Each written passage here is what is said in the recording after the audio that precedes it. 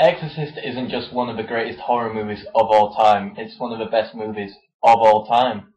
When it was released in 1973, it set the box office alight and even grossed $440 million worldwide. This made it the highest grossing horror movie of all time. It also won 2 Academy Awards, one for Best Sound and one for Best Adapted Screenplay. It also unofficially holds the title for the scariest movie ever made. Looking at it today, it might not seem that scary, but back in 1973, there was no comparison. The story revolves around a young, sweet, and innocent girl called Regan. And if you couldn't tell from the title, she gets possessed by the devil. Your mother sucks cocks in hell, Paris, you faithless swine. At first it isn't apparent to Regan's mother, Chris, that what is causing her temper tantrums are odd behaviours of Satan's crafty work.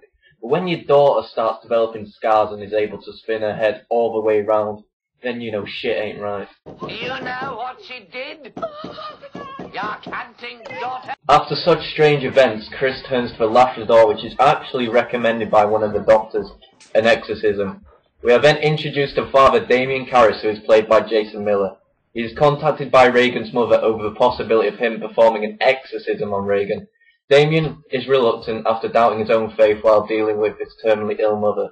So he contacts an experienced exorciser who has a vast amount of experience in cases like this called Father Merrins, played by Max von Sydow. I hope I'm pronouncing that right.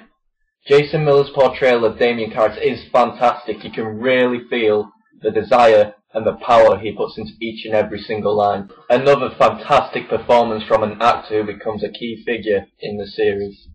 The special effects in the film are way ahead of its time, and some of the effects for a film made in 1973 are absolutely pretty mind-boggling. It's also fairly graphic.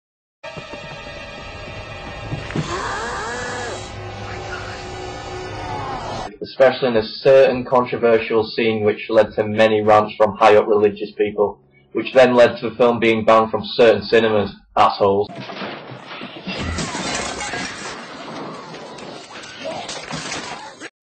Unfortunately for some, I'm not going to show you it because I don't want to ruin the surprise. Trust me, you'll know what part I'm on about when you watch the film. Nowadays with CGI we can make anybody look scary, but I feel that Linda Blair, who plays Regan, truly brings the character to life.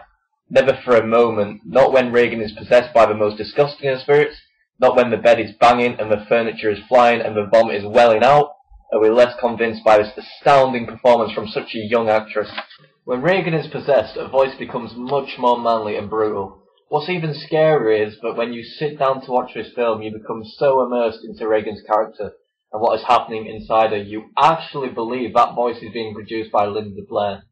There's also a scene in Regan's room where it's meant to be incredibly cold. You can see the actor's breath and when they're talking. Nowadays you can just use CGI, but that room was actually that cold. Incredible. Now about the ending, at the moment I only own the director's cut. The director's cut has a few changes from the original. Subliminal pictures and messages are added to electrify the mood. Some are obvious, some aren't. You'll have to fully concentrate throughout the film to capture all the messages. The major change is the ending. It feels tacked on and a bit pointless. It holds no new information and I feel that the director was trying to cram everything possible into the film. I can't really give it any down marks for it because it's only about 2 minutes long. The atmosphere overall is just incredible and it keeps you on the edge of your seat right until the very end. Trust me, watch this film and when you've finished it, you'll have Linda Blair's scarred face in your mind for many nights to come. Even if you're not a horror buff, I recommend seeing it. 5 out of 5.